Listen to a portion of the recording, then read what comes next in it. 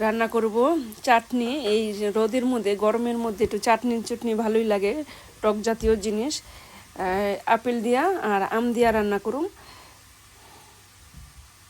যে আরেকদিন রান্না করছিলাম, ভালোই লাগছে, কিন্তু এই আপেল দিলে কিন্তু আর চিনি লাগে না। যারা চিনি খাইতে পছন্দ করে না তারা এই ফল দিয়া চাটনি করলে একটুকু চিনি লাগে না, চিনি ছাড়াই খাওয়া যায়, অনেক মিষ্টি হয় এই ফল থেকেই। দুইটা দিয়ে দিলাম আপেল আর একটু আম দিয়ে দিলাম। আপেল দুটার খোসাটা ছাড়িয়ে নিলাম আগে, আর নেলে দিয়ে সিদ্ধ হইতেছে না, ছোবা ছোবা লাগে।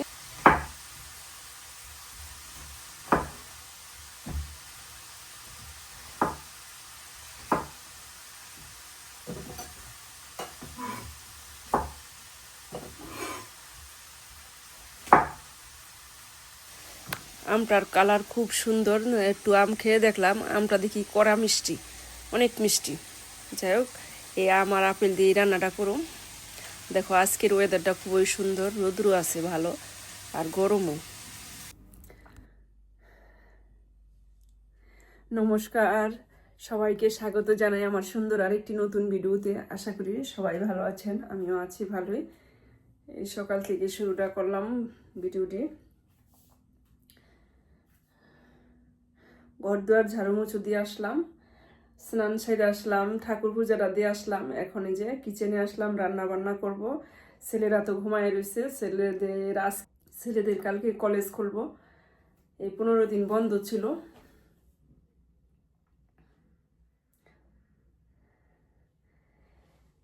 কি কি রান্না বান্না করি তোমরা সাথে থাকো। যারা তোমরা নতুন বন্ধু আছো, সাবস্ক্রাইব করে আমার সাথে থাকো বন্ধুরা, সবটা দেখতে পারবে কি কি করছি সংসারে।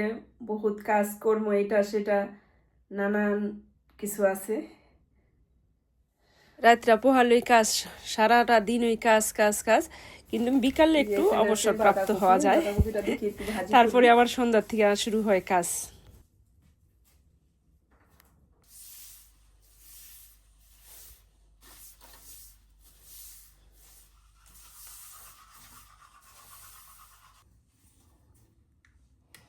সকালবেলা তো খাবার খাইছি, চা খাই নাই, এখন চাটা খাই নেই, তারপরে রান্না বান্নার আয়োজনটা করি।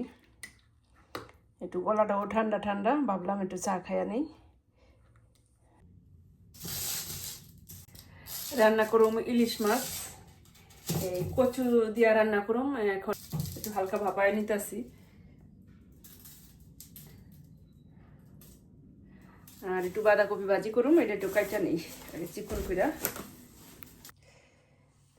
এই যে এখানে আছে দোরাত মাছ, ভাবলাম দোরাত মাছটা এভাবে খাইতে ভালো লাগে না, সাগরের মাছ তো, এটা ভাজা ভালো। এখন দেখি ভাজাই করুম। ছেলেরা খাইবই না, এই মাছ খাইতে ভালো লাগে না, একটু গন্ধ গন্ধ কয়, এই কারণে একটু ভাজাই করি। এই যে আগে মাছটা কাইটা কুটা নেই।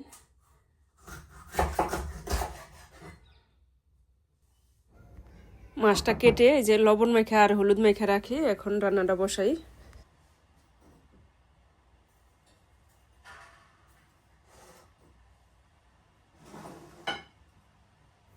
মাছে লবণ আর হলুদ মেখে রাখলাম। এখন পাতাকপিটা কাটি, পাতাকপিটা অর্ধেক রান্না হয়ে যাবো, এতটি রান্না করলে আবার চলবো না। অর্ধেক কেটে কুটে সুন্দর করে গুছাই গাছাই নেই। কাটার পরে আর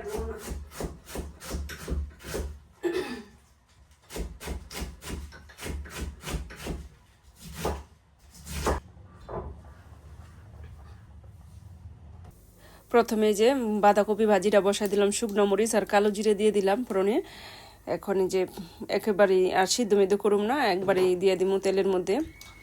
আর ভাবলাম একটু, আমরা তো সবটাই খাইতে পারি, ছেলেদের অনেক খাওয়ার বাস। ছেলে বললো একটু সোয়াবিন দিয়েও ভালোই লাগবো না, আসলে দিয়া দেখলাম সোয়াবিন দিয়া খাই নাই কোনোদিন, আজকে প্রথম খাইতেছি, কিন্তু ভালোই লাগলো খাওয়ার পরে।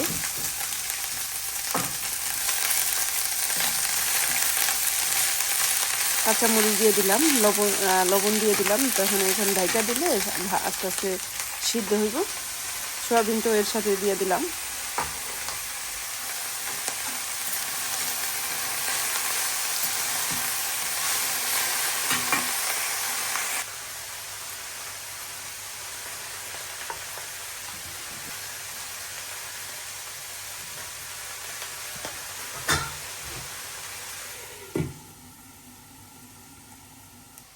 কপিটা হালকা একটু মজার পরে তারপরে একটু হলুদ দিয়ে দিলাম।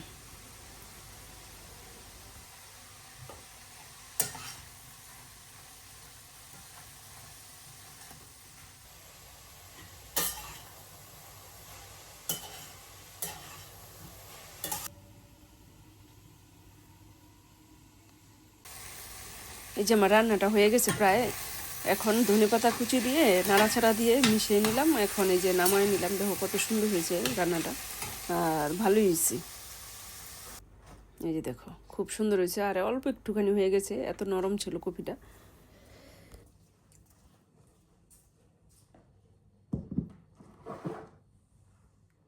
যে আমটাও কাইটা নিলাম, আমটা দেখো কত সুন্দর কালার, বাসন্তী কালার হয়েছে, আর আমটা অনেক মিষ্টি ছিল, কাইটা রাখলাম। কাটা থাকলে সবাই খাইব নি সেলটা। এখন যে ইলিশ মাছটা রান্না করুন, দিয়ে দিলাম সাদা জিরা তেজপাতা, তেলের মধ্যে দিয়ে দিলাম। এটা গরম হইলে দিয়ে দিব এই আলু আর কচুটা। এই আলু আর কচুটা দিয়ে ভালোভাবে একটু ভাজা ভাজা করে নিব, লবণ ছিটাইয়া, তারপরে মশলাটা দিন।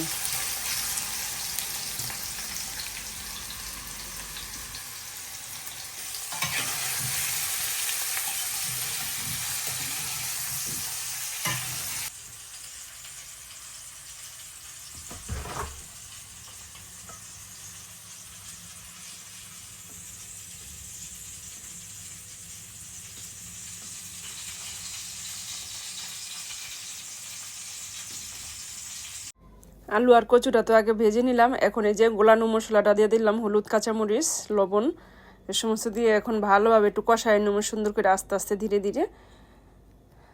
তারপরে দিয়ে দিব কষানোর পরে গরম জল।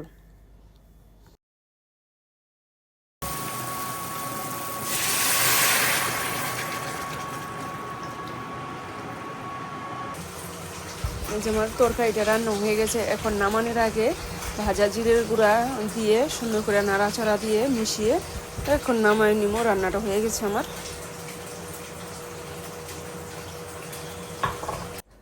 ইল মাছটাও রান্না হয়ে গেছে, আর এখানে এই যে মাছ ভাজাটা বসাই দিয়েছি, ভাজাও হয়ে গেছে।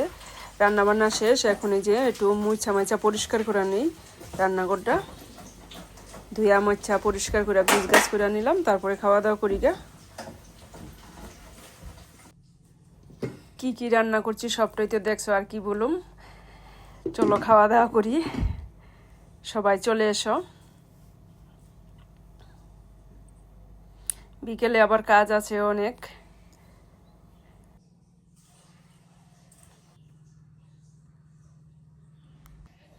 এই যে দুপুরে সবারই খাওয়া দাওয়া কমপ্লিট হলো।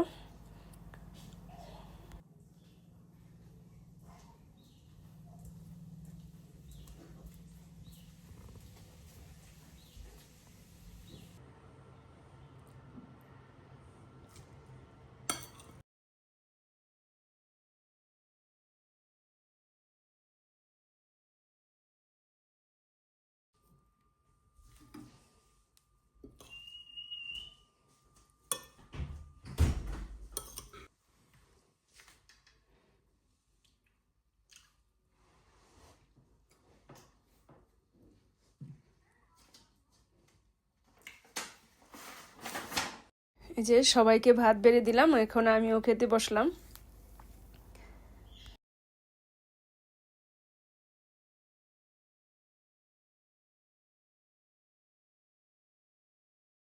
যাই হোক, ভিডিওটি আজকের মতো এখানেই রাখছি। আবার দেখো বেশ সুন্দর আরেকটি পর্বে।